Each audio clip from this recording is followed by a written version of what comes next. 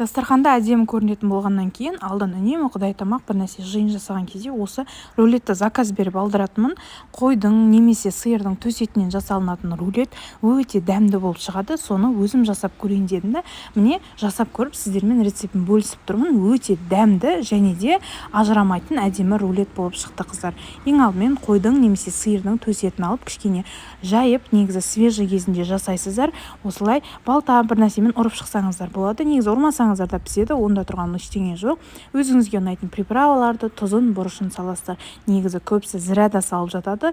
Зіраны біз қатты ұнатпайтын болғандықтан оны салмадым. Енді тұздап, бұрышын салып болғаннан кейін мен үстіне сәбіз және чеснок қостым. Егер де жазғы уақытта істесеңіздер, кәдімгі укроп, болгар бұрышын қоссаңыздар болады.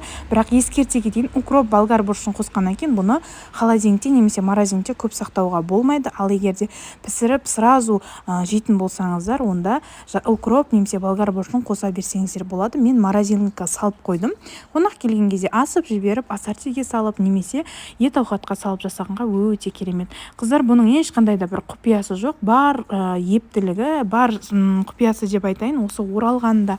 Егер де дұрыстап, нығыздап, орап, нығыздап, жақсылап буатын болсаңыздар, рулеттеріңіз шашылмайды. Піскен кезде керемет етіп, ассортиге қанша жіңішке етіп турасаңыздар да ашылып кетпейтін болады, қыздар. Орап болғаннан кейін бірінші жіппен бір скрелька өткізіп шығамыз да, енді шашылмайды ау деген кезде қолыңызбен алып, барлық жеріне бірдей етіп, жіпті жақсылап орап шығамыз. Кейіннен пищевоймен орадым мен.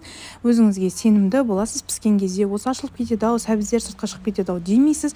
Мен бұл жерде бір қойдың төсінен екеу жасадым. Өйткені екіге бөлінген екен, біреуін тігінен, біреуін ұзыннан орап шықтым, қыздар. Енді бұны пісірген уақытта, қыздар, морозильникке салып қойсаңыз болады, қажет кезінде пісіріп, немесе пісірген уақытта осылай бір қайнаған соң осылай сәл-сәл тесіп 2 сағат жай отта қайнатсаңыздар, осылай керемет болып піседі. Мен бұл жерде ыстық күйінде кесіп отырмын, қыздар. Салқындатып, холодильникке немесе морозильникке салып кессеңіздер, тіптен жұп-жұқа етіп кессеңіздер де ештеңе қылмайсыз, қыздар. Міндетті түрде жасап көріңіз. Арнама тіркелмеген болсаңыз, міндетті түрде тіркеліп алыңыз.